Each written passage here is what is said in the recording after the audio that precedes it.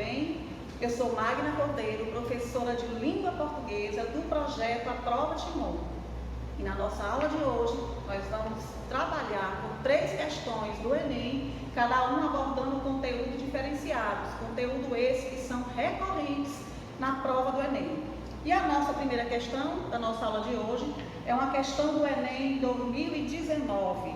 Ela apresenta um texto, apresenta um poema, o qual fala o seguinte: toca a sirene na fábrica e o apito como um chicote, bate na manhã nascente e bate na tua cama. No sono da madrugada, ternuras a áspera lona pelo corpo adolescente, é o trabalho que te chama. Às pressas toma banho, tomas teu café com pão, tomas teu lugar no bote, no cais do Capibaribe. Deixa chorando na esteira teu filho de mãe solteira, levas ao lado a marmita, contendo a mesma ração. Do meio de todo dia, a carne seca e feijão. De tudo quanto ele pede, dás só um dia ao patrão. E recomeças a luta na engrenagem da fiação. Então vejam só, esse é um texto sobre o qual foi cobrado o seguinte. Vamos ler aqui a questão. A questão perguntou, no Enem 2019, desse texto, a mobilização do uso padrão das formas verbais e pronominais. Letra A, ajuda a localizar o enredo no ambiente estático. Letra B, auxilia na caracterização física do personagem principal. Letra C, acrescenta informações modificadoras às ações dos personagens. Letra D, alterna os tempos na narrativa, fazendo progredir as ideias do texto. Letra E, está a serviço do projeto poético, auxiliando na distinção dos referentes. Bom, pessoal, nós temos aqui um texto e uma questão na qual ela vai nos cobrar sobre o uso padrão das formas verbais e pronominais. Então, notem que a questão coloca sobre a mobilização do uso padrão. Mas o que é a mobilização? Mobilização tem a ver com mudança, tem a ver com alternância, tem a ver com oscilação. Então, você vai analisar essa mobilização no que se refere ao uso padrão das formas verbais e das formas pronominais. Antes de começarmos a analisar essa questão, eu queria lembrar aos vestibulandos, aos candidatos ao Enem 2020, que a prova de língua portuguesa do Enem, ela aborda os estudos linguísticos ou a gramática tradicionalmente concebida, ela é sempre abordada de forma contextualizada, de forma vinculada ao texto. A interpretação de texto é levada em consideração quando vai se analisar toda essa questão dos elementos linguísticos da língua portuguesa. Então, não basta você saber o que é um pronome, o que é um verbo. É interessante você entender qual a função dessas classes gramaticais dentro do texto, no contexto. É importante que você saiba entender, além das funções, também entender os efeitos de sentido que essas classes gramaticais estabelecem no texto. Então, vejamos só, vamos voltar bem aqui ao texto. Então, voltemos aqui ao texto. Notem que esse texto, ele apresenta formas verbais na terceira pessoa do singular e na segunda pessoa do singular. Observem que o poeta utiliza verbos e pronomes oscilando em conjugações entre a segunda e a terceira pessoa do singular, em que a segunda pessoa refere-se ao papel do operário e a terceira pessoa vai se referir ao patrão e à fábrica.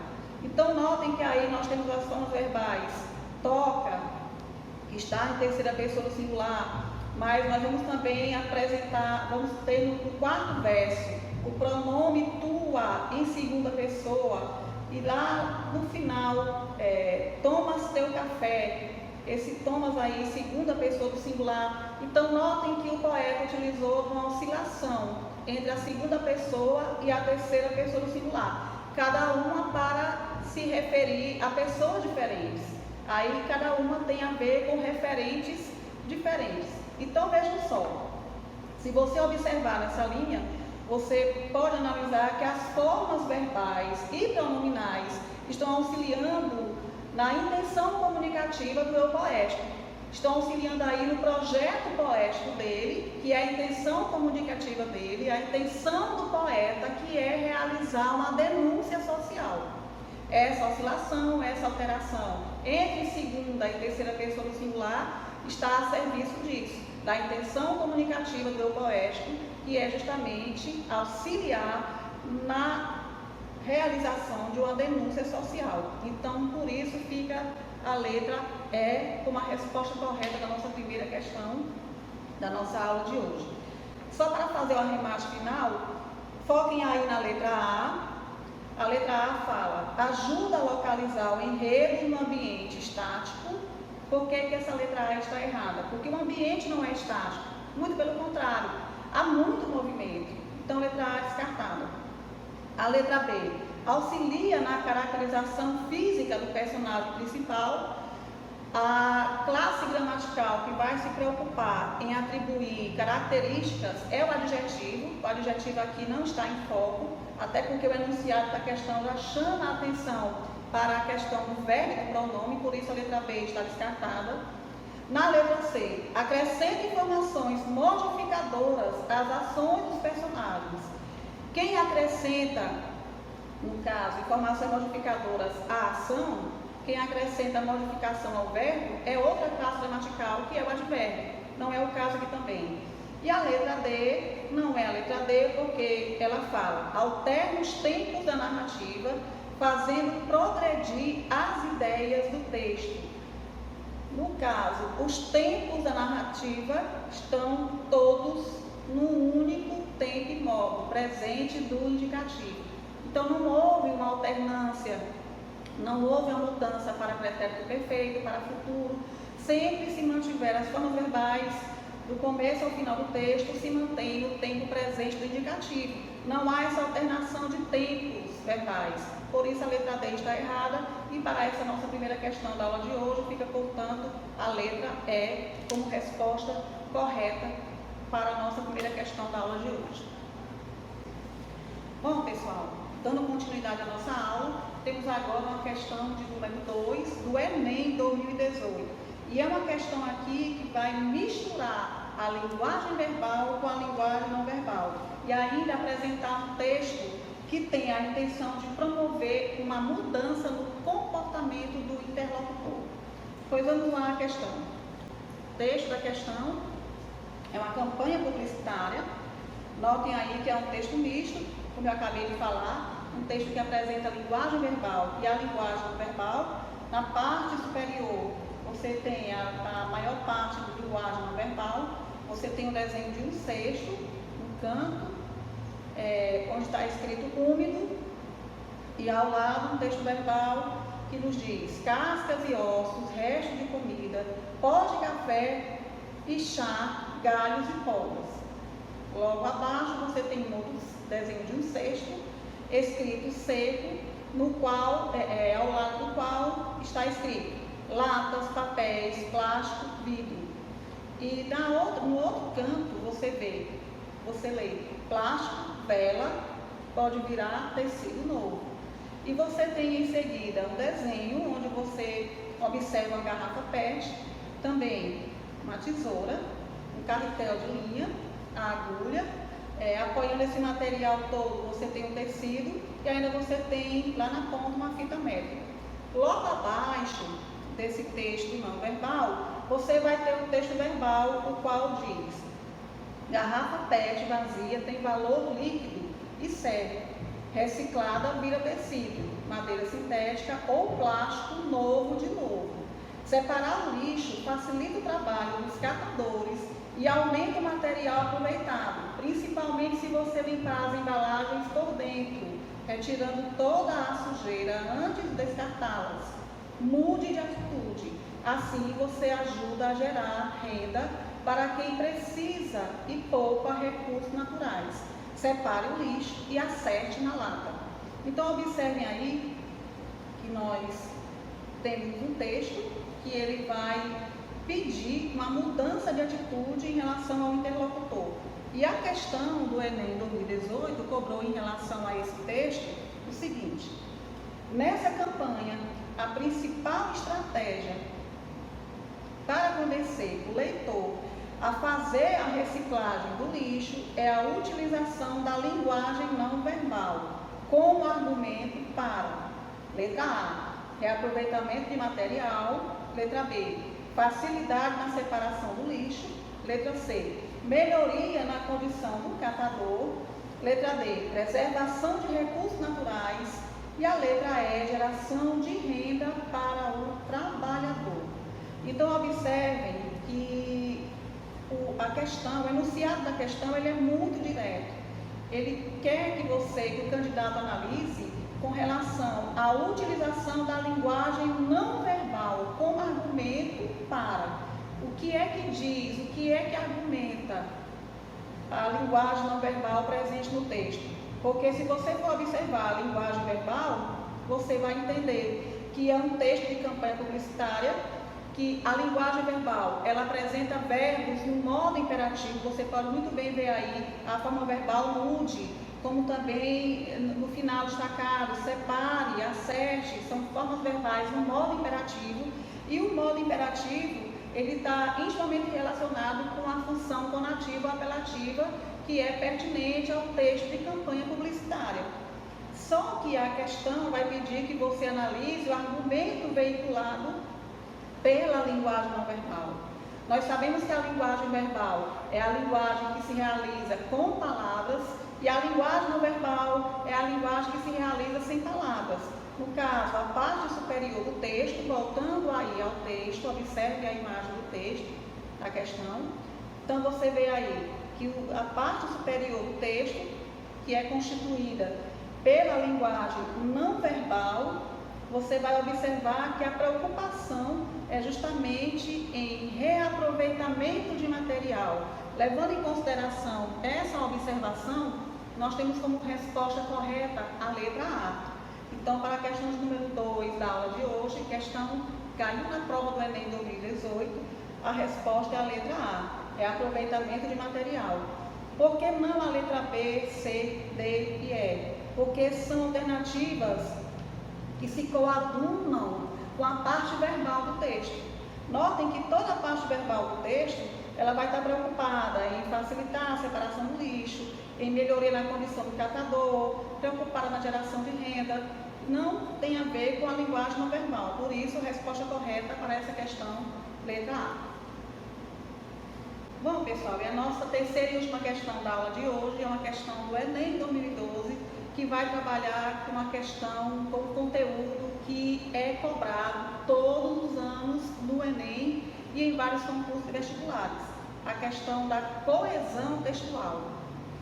Temos aí no nosso primeiro slide, coesão textual, e a teoria que fala o seguinte: por coesão se entende a ligação, a relação, os nexos que se estabelecem entre os elementos que constituem a superfície textual.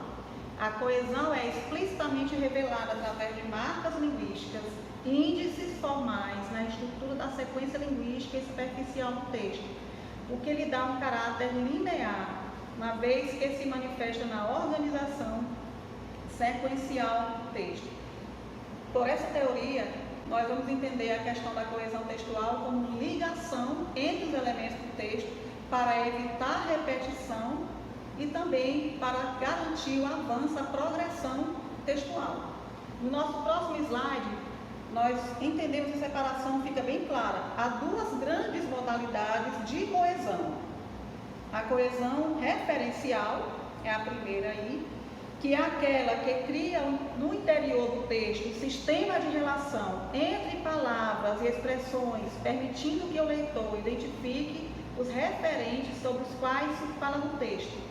Então, a coesão referencial, como o próprio nome aponta, ela vai se ligar a referentes. São palavras que vão retomar termos ou vão antecipar termos. Termos esses que são chamados de referentes.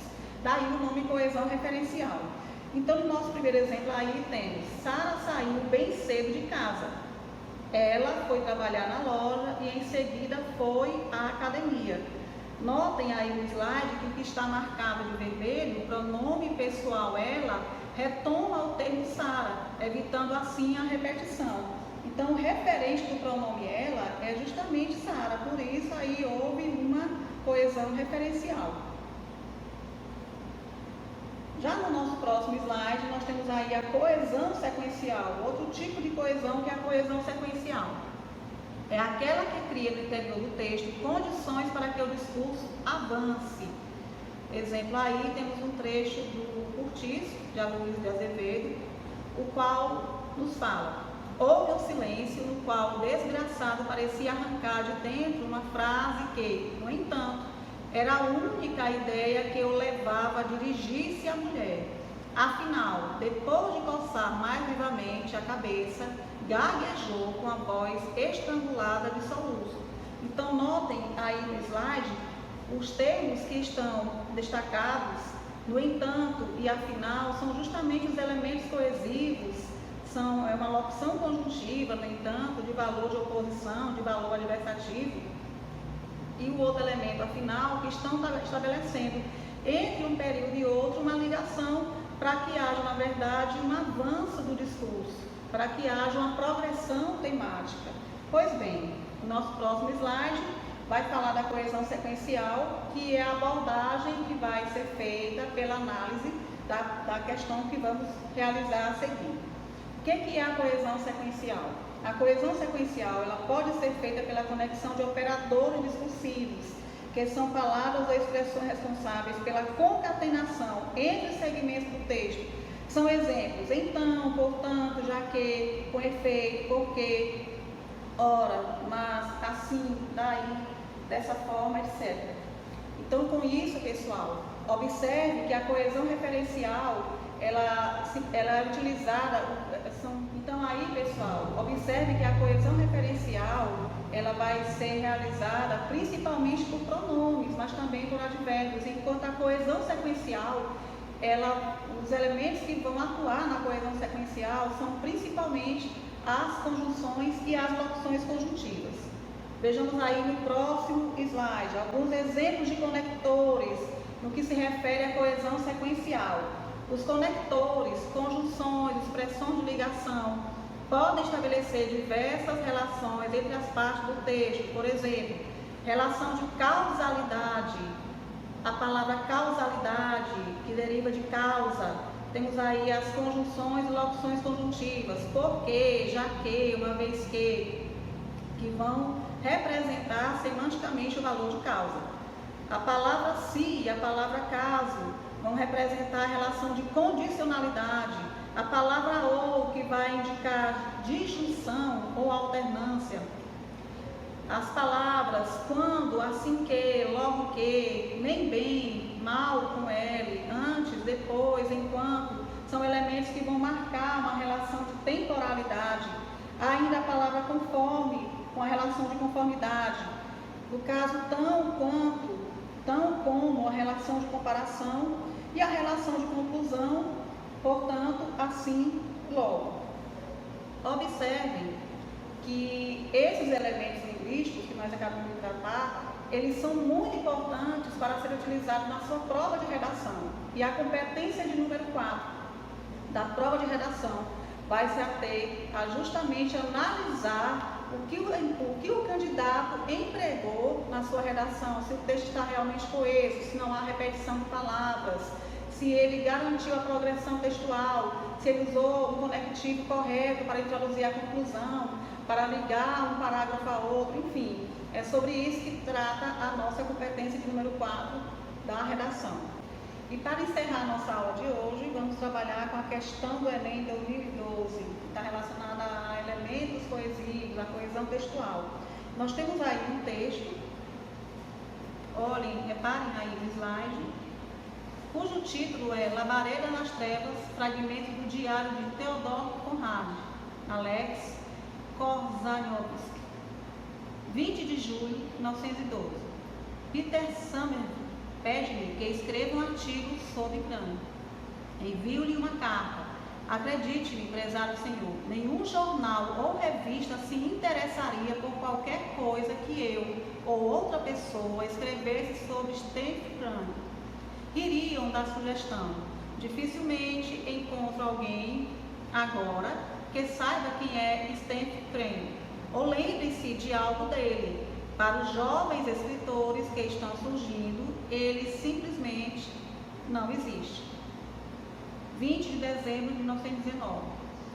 Muito peixe foi embrulhado pelas folhas de jornal.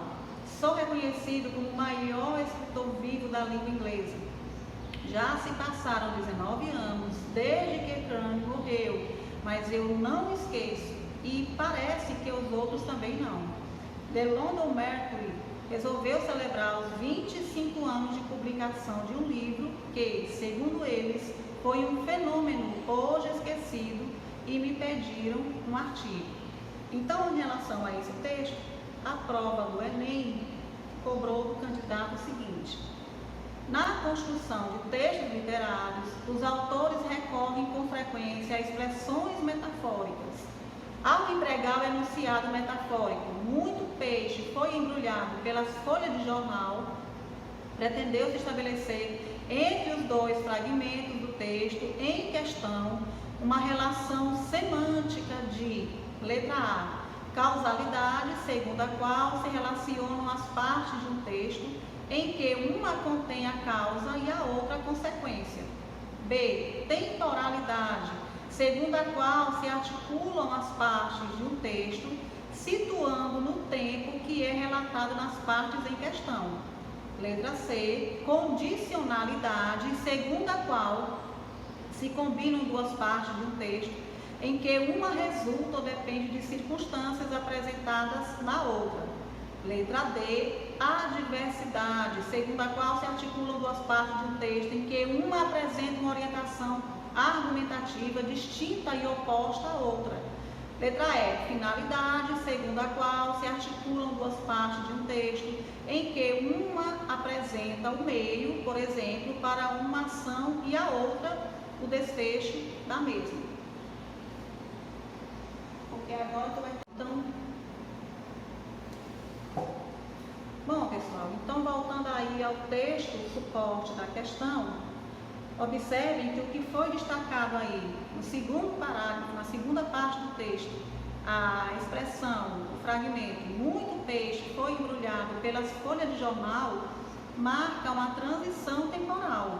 Notem que a primeira parte está voltada para o ano de 1912 e a segunda parte, 1919, que é justamente iniciada por esse fragmento, por esse trecho, por essa expressão, muito peixe foi embrulhado pelas folhas de jornal. Essa expressão que inicia a segunda parte do texto é uma expressão que ela tem a ver, ela se relaciona com questão de tempo. Ela, inclusive, poderia ser substituída por, nesse ínterim, com o passar do tempo, após vários anos. Então, observe que é essa a intenção do escritor a utilizar essa expressão. Levando em conta isso, a nossa resposta, a resposta correta para essa questão é a letra B, temporalidade, segundo a qual se articulam as partes de um texto, a primeira e a segunda parte, situando no tempo o que é relatado nas partes em questão. Não há uma relação de causa, nem de condição, nem de adversidade, nem de finalidade. E por hoje é só. Até a próxima. Muito obrigada.